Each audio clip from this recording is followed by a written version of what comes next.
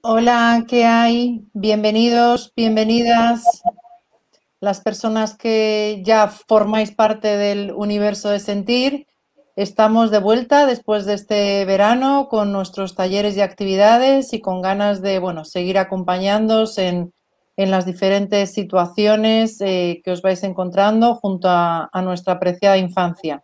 Y empezamos este nuevo curso con Francit, que seguro que ya conocéis, un maestro de infantil y primaria, que además ha colaborado con Sentir en diferentes proyectos.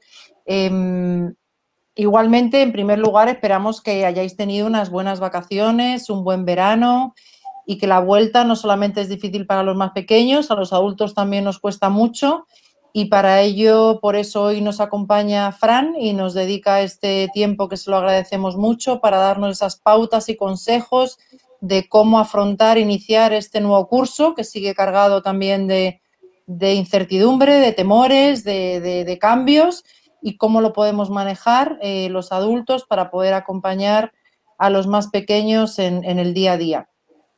Como os decía, Fran ha colaborado con Sentir, en primer lugar con este libro que aprovecho para recomendaros, de 50 historias de niños y niñas que cambiaron el mundo. Son diferentes historias fascinantes, relatos de pequeños valientes que han marcado nuestra historia y que muchas de estas historias son desconocidas. Y la verdad que tuvo tan buena acogida este libro que Fran nos propuso el poder adaptarlo a los más pequeños, a niños y niñas.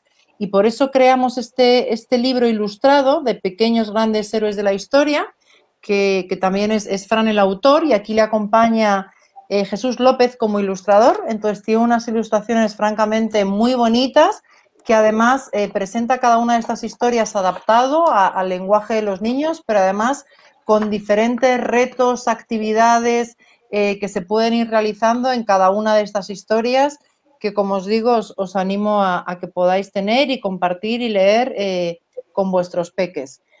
Pues para empezar este taller, en primer lugar, presentar todo lo brevemente que pueda a Fran Cid. Es, como decía, profesor de educación infantil y primaria por la Universidad de Huelva, máster en Psicología y especialista en dibujo infantil, premio a la excelencia e innovación educativa por la Asociación Mundial de Educadores Infantiles en 2016, segundo mejor maestro de España en 2018 por la Fundación Educa, premio a la mejor práctica de atención y diversidad educativa en la Feria Internacional de Educación en 2019, premio al Valor Ciudadano en 2018, autor de varios libros y colaborador habitual en revistas y prensa especializada, conferenciante y ponente internacional y, como os decía, con Sentir ha publicado estos dos libros y además ha estado muy activo durante la pandemia apoyando a la infancia una vez más en momentos complicados, así como a sus familias, que aprovecho también en nombre de Sentir para agradecérselo. Y ahora está liderando un movimiento para el premio de Princesa de Asturias de la Concordia, que, bueno, pues desde Sentir también hemos querido apoyarle y esperamos que también lo puedan hacer desde diferentes entidades. Luego nos comentará Fran cómo lo podemos hacer, porque este premio se lo está movilizando Fran para que se le pueda dar a los niños y las niñas por su comportamiento ejemplar durante la pandemia y lo bien que se han comportado a pesar de las adversidades, dificultades y los grandes problemas de salud mental que sabemos que tenemos actualmente en nuestra población infanto-juvenil, que es las estadísticas, los estudios lo vienen diciendo ya desde hace un año. Es increíble cómo han incrementado las urgencias pediátricas, los problemas de salud mental. Creíamos que se adaptaban, que no daban guerra, que ellos se adaptan a todo y por supuesto que tienen necesidades y una vez más, pues los adultos tenemos que estar ahí cerca para poder acompañarles. Y como digo, gracias Fran por estar y por acompañarnos y por también enseñarnos con estas pautas y consejos para afrontar este nuevo curso escolar. Te paso la palabra. Gracias. Bueno, pues nada, muchísimas gracias, Mercedes, en primer lugar por invitarme. Sabes que me siento siempre súper a gusto con la editorial Sentir, porque es una editorial que eh, avala siempre los valores de la infancia y lucha por ellos. Y cuando propuse la escritura de ambos libros, buscaba una editorial que estuviese a la altura del contenido y os aseguro a todos los espectadores que Sentir cumple con creces esa premisa. Nada, me han llamado para hablar un poquito de pautas sobre el periodo escolar que acaba de empezar en algunas comunidades y que en breve empezará también en el resto. Yo soy maestro, soy educador infantil y la experiencia que tengo es una experiencia de campo, una experiencia de línea, en la cual lo más importante es que tengamos en cuenta, sobre todo, que ese momento de entrada en la escuela afecta a niños que no la han pisado por primera vez, o sea, que nunca han pisado una escuela, pero también tenemos que tener en cuenta que también afecta a niños que sí la han pisado también, ¿verdad? O sea, pongamos el ejemplo de los niños de 4 o 5 añitos que ya han estado en 3, pero su memoria es tan volátil que muchas veces ese periodo de adaptación produce un retroceso, ¿verdad? Hablar de entrada en la escuela, hablar de este periodo inicial, tanto para unos como para otros, como los que ya han entrado, como los que ya lo conocen, tenemos que hablar de 3 palabras que son fundamentales, que es periodo de adaptación. Y eso es fundamental tanto para los niños como las familias. No podemos olvidarnos que todos tenemos que concienciarnos y adaptarnos, que va a haber un cambio estructural, tanto social como psicológico en el niño, y que tenemos que saber manejarlo, eso es fundamental. Y ese periodo de adaptación comienza desde que el niño pone el pie por primera vez o anteriormente en la escuela. Para que nos entendamos, el periodo de adaptación es el momento en el cual ese proceso, en el cual el niño necesita ese tiempo para sentirse a gusto, sentirse cómodo dentro de ese ámbito educativo. Y es un proceso que puede tardar, en algunos niños puede tardar días, en otros niños puede tardar semanas, en otros niños puede tardar meses. Entonces, el primer gran consejo que doy como educador es que tengamos mucha paciencia. Yo recuerdo que yo cuando trabajaba hace unos cuantos años tenía una criaturita que lo pasó fatal. La tenía agarrada al hombro y se llevó 3 meses llorándome en el hombro hasta que la pobre mía consiguió adaptarse. Que le hacíamos las rutinas, las dinámicas, pero no, era su manera de decir, no estoy bien todavía, necesito conseguir adaptarme, ¿verdad? Ese proceso, ese periodo de adaptación, que se gestiona de distintas maneras en algunas comunidades dentro de la escuela, por ejemplo en mi comunidad, que es Andalucía, y sé que en otras comunidades también ocurre, resulta que había una flexibilidad, tanto temporal como horaria, para que el niño se fuese acostumbrando poco a poco a ese nuevo ámbito educativo, ¿verdad? Recordamos que viene de su casa, de su hogar, donde es el rey o la reina, o comparte ese reino con su hermano, y resulta que son tan inteligentes que son capaces de manejar todas las situaciones. Así que él es el importante de su casa, él tiene su habitación con su Mickey, con su Minnie, con el color que le gusta, tiene sus demandas atendidas, ¿verdad? Casi inmediatamente, si hay un abuelo o una abuela, la inmediatez se duplica por 3. Y ese cambio estructural, cuando pasa a un entorno distinto, un entorno nuevo donde hay 25 iguales, donde pierde su reinado, para ellos en un principio es muy difícil de gestionarlo. Y hay que ayudarlo, tanto como el educador como la familia. Entonces se creó ese proceso educativo de periodo de adaptación en el cual la jornada se flexibilizaba. Y había de distintas maneras, o sea, se puede dividir la jornada, el grupo se puede dividir en 2 partes, de tal manera que un grupo viniese a una franja horaria y el otro grupo fuese a otra franja horaria. También he visto distintos periodos en los cuales el mismo grupo se dividía en 4 y cada uno entraba a una hora distinta. ¿Qué ocurrió con eso? Por lo menos lo que se refiere a mi comunidad. Ocurrió que la conciliación laboral era muy complicada, porque ir cambiando de horario cada día y cada semana, al final resultaba que para los padres y para las madres era un despropósito, tenía que estar pidiendo permiso al trabajo y demás. Y como padre lo entiendo, porque yo soy educador y también soy padre, pero resulta que al final ese periodo se abolió y los que fueron perjudicados fueron los niños que perdieron entre comillas, ese derecho a poder adaptarse poco a poco al aula. Entonces tuvimos que reinventarnos y buscar algunas maneras de suplir esa entrada gradual a las escuelas, que sí me consta que hay comunidades que todavía se mantienen, pero también me consta que hay otras que no se mantienen. Y os aseguro que es tremendamente complicado, tanto primer ciclo de educación infantil de 0 a 3 en el último añito como el primer curso del segundo ciclo, a partir de los 2 años y medio y 3.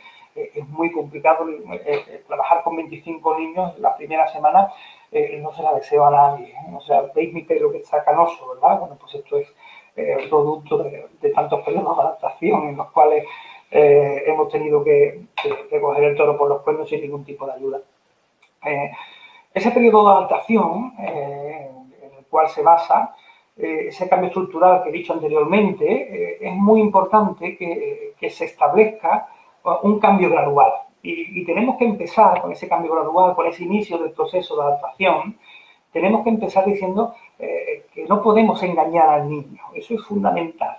No podemos decirle ni engañar ni amenazar. O sea, no podemos llegar en la playa en verano si se porta mal. Ya verás que se lo voy a decir al maestro o a la maestra nueva y ya verás la que te va a dar. Pues la criatura no va a querer entrar en el colegio, evidentemente. Si cuando me he portado mal en verano, ya verás la que me va a dar el maestro o la maestra. Por lo tanto, esas fases tenemos que desterrarlas de nuestro imaginario popular porque no hace nada bien.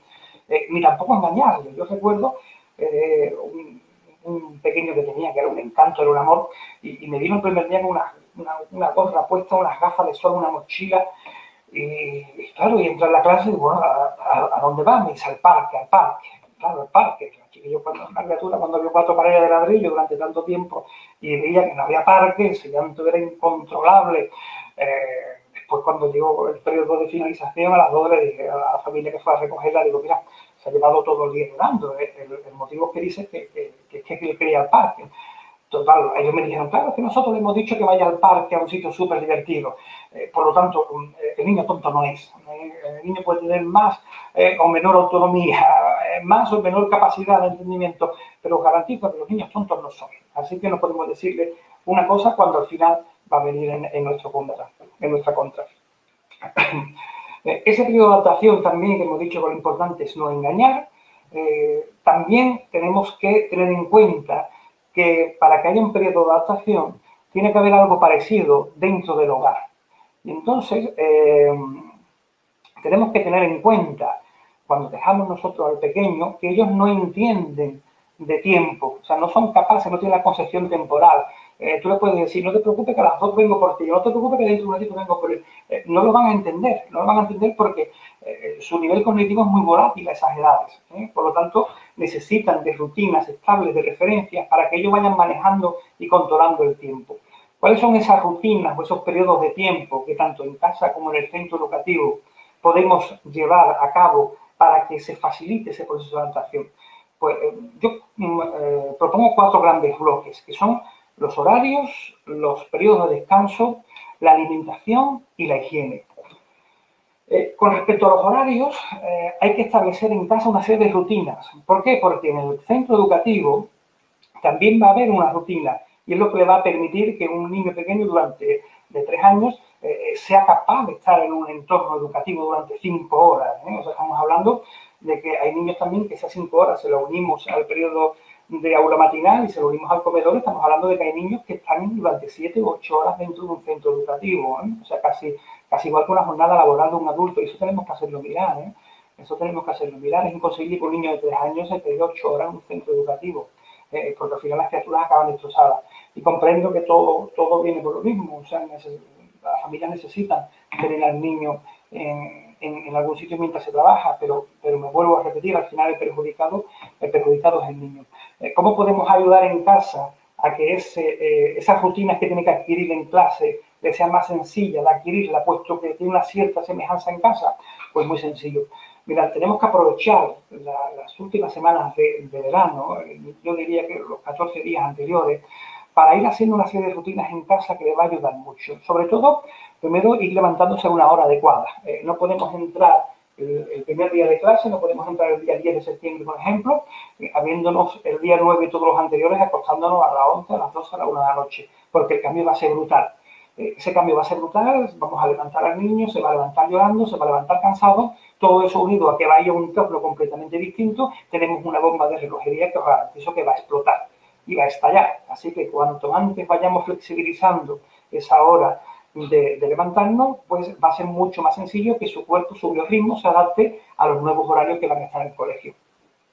Segundo, el desayuno, ¿vale? Intentar siempre poner ya también el desayuno a la misma hora. Recordamos que ellos no tienen la autonomía suficiente para saber la temporalidad, no comprenden el tiempo, por lo tanto sí estaría bien poner una especie de cronograma dentro de casa o de su habitación en el cual se fuese señalando los momentos que yo estoy indicando a continuación. Uno el momento de levantarnos, otro el momento del desayuno. ¿Por qué? Porque muchas escuelas también tienen ese cronograma, nosotros lo llamamos momentos, y esos momentos le permiten a ellos saber cuánto tiempo queda para que venga su papá, cuánto tiempo queda para ir al recreo.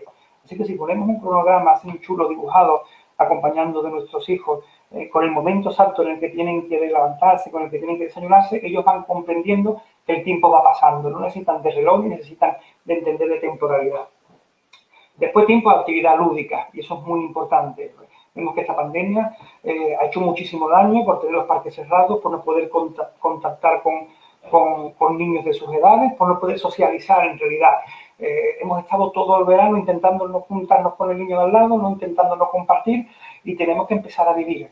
Tenemos que empezar a vivir con las medidas de seguridad que nos marcan. Y un niño puede ir a un parque, puede jugar y puede ir con su mascarilla puesta y con su lavado de manos posterior, pero el niño necesita socializar, porque si no socializa, cuando entre en un entorno como un colegio que se basa en la socialización, también lo va a pasar mal. Y va a estar en una esquinita, va a estar en una sillita y no va a querer participar en las actividades del grupo. Por lo tanto, tenemos que empezar a vivir, quitarnos el miedo un poco y decir, bueno, con todas las medidas de seguridad que tengamos, pero tenemos que compartir, porque el niño es un ser social. El niño en esencia es juego, el niño tiene que tocar. Y esta pandemia parece que lo que quiere es quitarnos esa virtud al niño, y sin embargo tenemos que ser más fuertes que él, no nos puede vencer. Después tenemos la hora de la comida, y el tiempo de la comida también es un momento en el cual ellos necesitan saber cuándo es el momento de comer, que hablaré un poquito más adelante sobre qué es lo que tenemos que tener en cuenta. Una vez que comamos después, hay muchas familias que reducen la siesta al niño.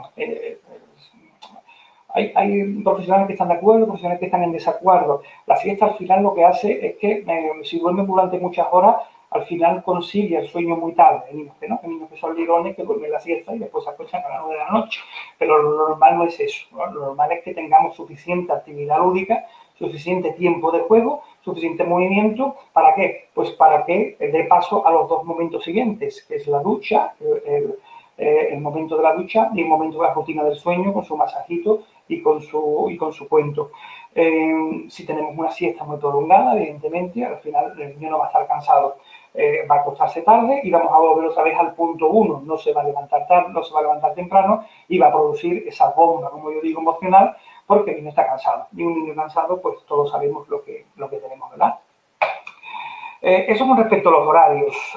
Con respecto a los periodos de descanso, también tenemos que tener en cuenta que el verano ha sido un verano de excesos. O sea, es un verano en el cual hemos ido a la playa, los hemos levantado muy tarde, los hemos acostado muy tarde, hemos dejado a nuestros niños que jueguen a la consola durante largas jornadas maratonianas. ¿Qué ocurre? Pues que si vamos a cambiar la estructura social, el niño va a querer seguir teniendo esa vida, entre comillas, maravillosa, en el aula, en la escuela, y eso no va a ser posible. Así que esos periodos de descanso que son fundamentales, tenemos que ir teniéndolo, habilitándolo y adecuando a los momentos anteriores que yo me he referido. De esta manera de que el niño tiene que levantarse tempranito, el niño tiene que acostarse tempranito y tiene que tener la suficiente actividad motórica y lúdica para que tenga un cierto cansancio y quiera llegar a la rutina de la ducha y a la rutina del sueño.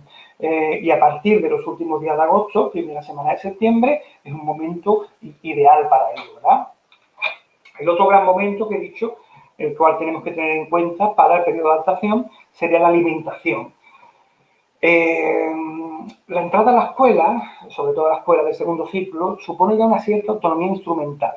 Me refiero a que en los momentos de desayuno, en los momentos de comedor escolar, aunque tenemos unos monitores maravillosos que ayudan a nuestros niños a comer, ¿verdad? Pero lo que se trata es que esas personitas se vayan transformando y vayan cogiendo autonomía. Pues si trabajamos el uso de la cuchara, el uso del tenedor, aunque sé que nos van a poner la cocina perdida, aunque sabemos que vamos a tener que recoger mucho, lo digo por experiencia, pero es verdad que a través del ensayo-error, el ensayo-error es la única manera de aprender. Es muy importante que se establezca un tiempo de comida. Por ejemplo, en los colegios tenemos un tiempo para el desayuno, hay unos 20 minutos, no tenemos más tiempo. hay muchas familias que están durante media hora, una hora y media, diciendo que el niño coma, que termine de comer, tienes que terminar de comer, cuando es verdad que muchas veces la criatura come lo que necesita, y muchos de los pediatras lo dicen. Nosotros nos estamos obsesionando de que el niño tiene que comerse el plato gigantesco que a nosotros nos gustaría comernos, pero es que nosotros no somos el niño. Por lo tanto, para comer tiene que haber un tiempo limitado. Además, Mercedes posiblemente me dé la razón en esta indicación, en esta recomendación, y es que necesitamos, una vez que pase ese tiempo, el niño se le retira su plato y llegará a la siguiente fase de la comida, que bien será la merienda o bien será la cena. El niño tendrá hambre y comerá, y si no tiene hambre, pues no comerá. Tampoco tenemos que hacer una montaña llena de todo esto. Pero sí es verdad que si se le pone las herramientas necesarias para ese manejo, o bien también que me gusta mucho recomendar a mis familias que le vayan poniendo sus botelitas de agua también en la clase, en su casa, que le vayan poniendo sus tuppers a modo de juego con algo muy bonito que quiera, por algún regalito para que él empiece a abrirlo y no pare hasta que termina. Bueno, pues eso es lo que estamos consiguiendo, es que el niño utilice las destrezas manual finas para que sea capaz de abrir el tupper. Y una vez que llegue a la escuela, ya eso lo tendrá ganado. No olvidemos que el docente, el educador, la educadora, tiene que abrir 25 zumos, 25 paquetes de galletas, 25 tuppers, y lo hace con todo el cariño del mundo, lo garantizo. Pero es verdad que necesitamos que esa autonomía facilite la formación de autonomía y de identidad de esos niños. Y si vamos también poniéndonos de acuerdo también con el centro educativo, muchos de nosotros se aporta un plan semanal de desayuno. Por ejemplo, los lunes pues hay lácteos, los martes hay bocadillos, los miércoles hay repostería casera, los jueves vuelve a haber otro de fruta. Bueno, pues si somos capaces de llevar ese menú semanal, lo somos capaces de llevarlo también a casa, pues esa transición, ese cambio estructural, le será mucho más sencillo al niño de adquirirlo, puesto que en casa está acostumbrado primero a abrir ya su tupper, a abrir su botella de agua y a consumir los alimentos que va a consumir en el colegio. ¿No os imagináis los beneficios que tiene eso desde el trabajo que podemos hacer en casa? Aquí tenemos también la higiene, que es el último paso que he dicho de adaptación. Creo que voy bien de tiempo, creo que no me estoy extendiendo demasiado. Y esa higiene, aquí vamos a pararnos un poquito, porque empezamos esa higiene con el control de esfínter. El control de esfínter es una eterna batalla que siempre ha habido. Hay muchos centros que exigen que el niño controle y aprenda a controlar sus esfínteres y que no se haga su pipí en la caca porque ya son niños grandes, y eso es un craso error, ¿no? El niño, en la mayoría de los casos, no se hace caca porque le guste, el niño se hace caca porque no tiene todavía la suficiente madurez de controlar sus esfínteres. Eso es sencillo. Y no podemos obligarle, igual que no podemos obligarle a un niño de 7 o 8 meses que ande. ¿Por qué? Porque su reloj biológico no está preparado para ello. Pues esto es igual, ¿vale? Nosotros podemos, en ese periodo que tenemos de verano, podemos ayudarle a que poco a poco vaya controlando ese esfínter, pero no hay una varita de magia que diga, ¡pim!, ya tienes el esfínter controlado. No, le podemos indicar varias horas a cierto tiempo, durante ciertas frecuencias, para acompañarlo a hacer pipí. Se le puede adaptar el váter para que no le dé miedo tener sus piernecitas colgando. Se le puede enseñar a ir limpiándose su culito cuando termina sus necesidades. O sea, todas esas pautas, el cual lo importante es que él se sienta seguro. Si él no se siente seguro, pues sí, al final vemos que cuando saca pipí le vamos a dar un grito horroroso, cuando saca caca al final lo que estamos es frustrándolo, y el niño va a intentar aguantarlo lo máximo posible porque no va a querer recibir esa reprimenda por parte de su papá o de su mamá o de su profe. Así que lo que va a hacer es aguantarlo, y tanto aguantar al final lo que hace es que explota, es que se lo hace encima. Así que ese aspecto es muy importante que lo tengamos en cuenta, y desde aquí lanzo una lanza para que tengamos en cuenta todo el mundo, que no todos los niños son iguales y que cada niño controla su esfínter a una edad determinada. Segundo, el lavado de manos. El lavado de manos, sobre todo en pandemia, es fundamental. Ellos lo tienen interiorizado, los centros educativos están llenos de carteles, pero es verdad que un grifo y un niño no se llevan bien, sobre todo para la ropa. Hemos tenido que llamar multitud de veces a las familias porque, claro, los pobres se habían llenado de agua. Si vamos poco a poco en casa en esos últimos días de agosto, o incluso todo el mes de agosto, tenemos todo el verano para trabajarlo, de que ellos sean capaces de abrir el grifo, de cerrarlo, de limpiarse las manitas, de secarse, pues los docente tienen la tranquilidad de decir, mira, yo puedo dejar a fulanito o puedo dejar a menganito que se lave las manitas solo porque tiene esa capacidad de autonomía. Y al final, en tiempo de pandemia, lo que manda, sobre todo, es el lavado de manos, porque están todos los días jugando, porque están cogiendo las cosas del suelo y al final esas manos, ¿dónde van? Pues evidentemente, como decía Freud, al final las manos van a la boca. Si hay algún virus por ahí, más sencillo que lo coja a un niño que sepa lavarse las manos y que sea capaz de que nosotros le digamos, si has tocado algo que no debe, por favor, lávate las manos inmediatamente. Si acabas de venir del patio, por favor, lávate las manos inmediatamente. Pues lo mismo hacemos en casa. Si vienes de la calle, por favor, lávate las manos. Si estás jugando con tu juguete, por favor, lávate las manos. Es una manera que tenemos de controlar todo ese proceso. Y por último, la higiene bucal. Y la higiene bucal no es que el niño tenga que aprender a lavarse los dientes y nada, ¿vale? Es verdad que ya es una edad adecuada, incluso con el dedito es la primera formación que hay con un poquito de pasta para que ellos vayan notando cuáles son los dientes que tienen, cuáles son los que pinchan más, cuáles son los más gorditos, una manera de conocer su cuerpo y es el principio del cepillo de dientes, ¿verdad? Yo siempre comienzo de esa manera, a través de la exploración con su propio cuerpo. Pero otro aspecto muy importante de la higiene bucal es el uso del chupete. Cada vez nos llegan niños más tardíos, incluso con 4 años, con 5 años, que siguen llevando el chupete. Y no es que a los docentes nos moleste que lleven chupete, ¿no? Al revés, no tenemos nada en contra de eso. Lo que pasa es que el chupete tiene su utilidad, tiene su razón de ser. El chupete normalmente se utiliza cuando la dentición está saliendo, que es el proceso terriblemente doloroso, que si lo sufriese un humano adulto no os podéis ni imaginar el dolor que sufriría, y sin embargo ese chupete lo que hace es producir la salivación necesaria. Sabéis que la saliva tiene un efecto anestesiante para ayudarle en ese proceso de soportar el terrible proceso de la dentición, ¿verdad? Pues bien, una vez que ha salido de los dientes ya no tiene sentido ese chupete, ya lo utilizamos nosotros para calmarlo, ¿verdad? Está acostumbrado, si le quitamos el chupete va a llorar, no nos va a dar la noche y no la va a dar como tal, pero es que tiene que llegar ese momento, porque si utilizamos el chupete cuando la dentición ya está, lo único que hacemos es separar los dientes, se produce el paladar oxidario y lo cual no pueden ni imaginar la cantidad de niños que están hablando mal en los colegios porque utilizan el chupete durante mucho tiempo más del recomendado. Así que el chupete tenemos que quitarlo. ¿Cómo se quita? Pues hay muchas estrategias. Nosotros en el centro educativo en el que estamos utilizamos el árbol de los chupetes, en el cual cada niño que entra y vemos que todavía está controlando, él mismo lo coloca ahí y significa que ya es un adulto. Igual que el árbol de los chupetes, está el paraguas de los chupetes, está algo donde él vea que ese paso se convierte.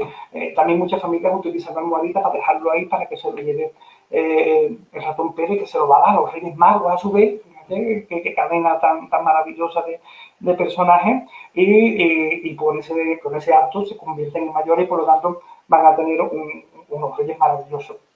En la imaginación está el poder y en la creatividad está la solución. O sea que tenemos que intentar que ese elemento que llegado a una edad no tiene ninguna utilidad, pues se erradique porque va a ser un bien tanto para el niño, que es lo más importante, como para el bolsillo del padre y de la madre, porque las ortodoxias están bastante caras. Y solamente me queda destacar que todo lo que he dicho anteriormente se basa en niños que han entrado por primera vez a la escuela, que lo cierto es también que los niños que ya han ido a la escuela también pueden sufrir ese retroceso. Daros cuenta que son niños muy pequeños, son niños que durante 3 meses han estado también a cuerpo de rey en el verano, se han olvidado, entre comillas, de esas normas sociales que había y es bueno también que sigan todas las pautas que he dicho anteriormente, porque nos vienen también niños que con 4 o 5 añitos en la fila también lloran porque no están adaptados. Así que también recomiendo todas las indicaciones que he dicho anteriormente. Y voy ya de tiempo justo, espero que estas instrucciones e indicaciones os haya servido para algo y si queréis preguntar algo, si queréis alguna indicación, pues me tenéis aquí disponible. Muchas gracias, Fran, por tanta información. Yo he estado también aquí tomando nota, que nos ayuda tanto en esta época. Y sí que hay algunos comentarios. Por un lado, nos saludan desde el Colegio Arboledas de la Comunidad Educativa en Pachuca, México, y desde Lima, Perú. Y María Cristina Comenta, los abrazamos a la distancia, no cabe duda que nuestros niños cuentan con la flexibilidad y adaptación a las circunstancias que se han presentado. Por acá amanecimos con pandemia, inundaciones y el temblor que impactó a entidades del país. Papitos y maestros, hacemos equipo y continuaremos abriendo los oídos del corazón. Sonia Rubio comenta, con la bajada de ratios sería más fácil el periodo de adaptación. No sé si quieres comentar algo al respecto de los ratios, que es un tema tremendo. Sí, sí. Primero darle un beso enorme y un abrazo enorme a Sonia Rubio, porque tengo el inmenso placer de conocerla. Y después la bajada de ratios es la solución a muchísimos problemas que tenemos en la actualidad. Tuvimos una oportunidad maravillosa de poder hacerlo con pandemia, pero al final parece que la educación es lo menos importante al final, Mercedes, y es una lástima porque emplear los recursos en cultura en un país no implica un gasto, sino implica un beneficio enorme. Bajar las ratios implica tener un docente más en cada aula. Que sí, que es un costo, pero también hay costos que se han desviado a cosas que no se sabe bien y estamos igual. Si somos capaces de dividir el aula, la ratio, para que nos entiendan alguna familia que nos esté escuchando, es la proporción de alumnos que hay con respecto a un maestro. Actualmente está en 25, con pandemia se pasó a 20 y ahora quieren volver otra vez a subir a 25. Si fuésemos capaces de dividir la ratio en 12, la separación sería mucho mayor y el periodo de adaptación sería mucho mejor. ¿Por qué? Porque no es lo mismo que el docente tenga que atender a 25 a que el docente tenga que atender a 12. Y lo va a hacer con el mismo cariño, pero no es lo mismo subir un cuarto con escalera que un cuarto con ascensor. No tiene nada que ver. Si hubiésemos sido conscientes, y desde aquí hago un tirón de oreja a todas las administraciones educativas, porque nada, de ninguna de las administraciones, sean del color que sea, han hecho absolutamente nada por reducir las ratios. Si hubiésemos conseguido eso, no solamente en el periodo de adaptación, sino en el periodo de formación de un alumno, no es lo mismo enseñar la lectoescritura, la litografía, el inicio a un grupo reducido de 10, porque de esa manera tú atiendes a la individualidad, que al final se trata de esto. Cada niño es distinto y tú no puedes tener la misma pauta para todos, tienes que buscar la manera de atender a cada uno de manera individual. No es lo mismo individualizar para 12 que individualizar para 25, no es exactamente igual. Efectivamente.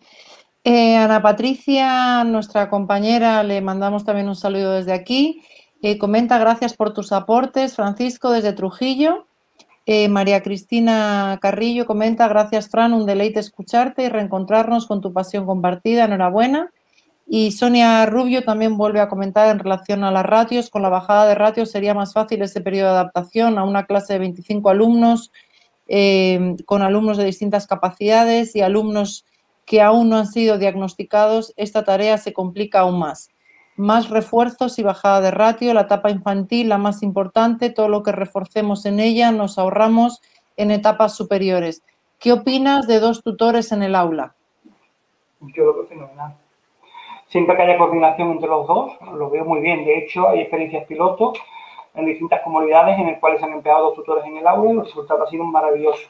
¿Qué ocurre? Que se necesita de recursos, se necesita alguien que quiera invertir esos recursos en ello. Claro, totalmente, recursos humanos.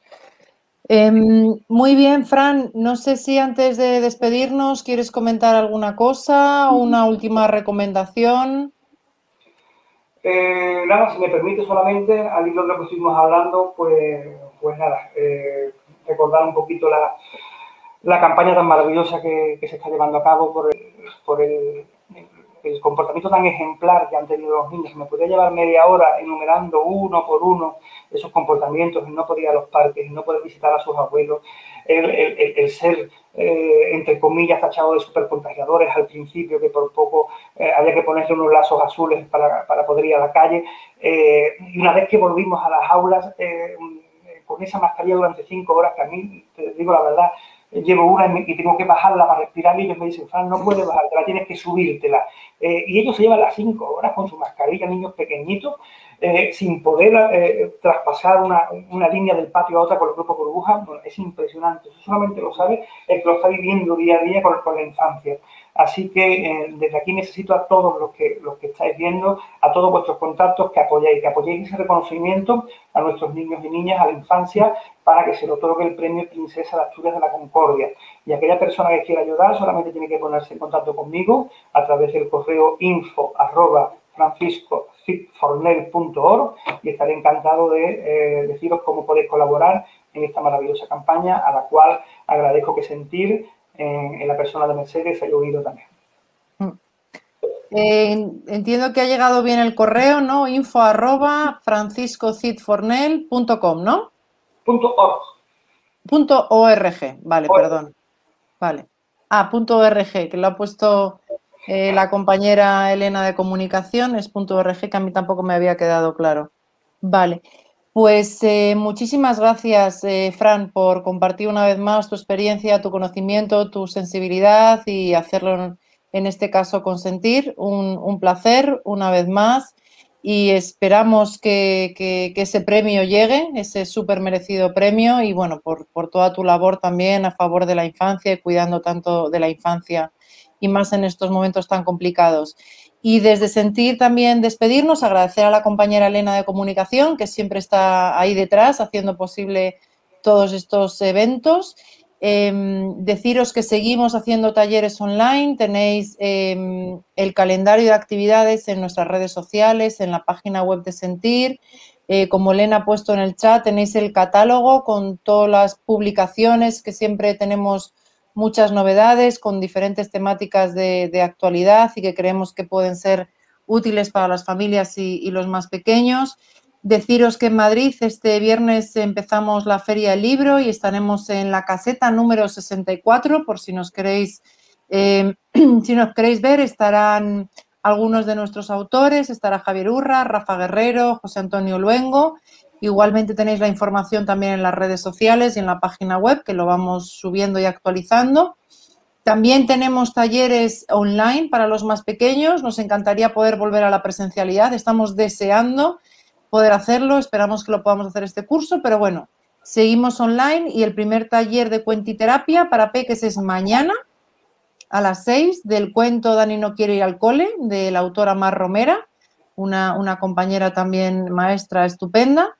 Y es mañana jueves, como digo, a las 6 y os pondrá también la compañera Elena el link para si os interesa, a vuestros peques, poder hacer ese taller, que como digo va dirigido a niños y niñas. Y la semana que viene seguimos también con talleres que los pondrá la compañera también en el chat. Y nada más, encantada de haber compartido este ratito con Fran, con vosotros, de retomar estos talleres que siempre os sentimos muy lejos, aunque esté muy cerca a pesar de la lejanía, a pesar de la distancia, pero bueno, por lo menos tenemos estos chats que nos conectan y sabemos que llegan todos estos mensajes de cariño y de afecto hacia la infancia. Así que nada, que mucho ánimo con el nuevo curso y os mandamos un fuerte abrazo desde Sentir. No sé si quieres decir algo antes para despedirte, Fran. Nada, un placer cada vez que me hayas invitado y espero sentiros cerca muy, muy prontito. Muy bien. Un abrazo fuerte, cuidaros, chao. Realmente.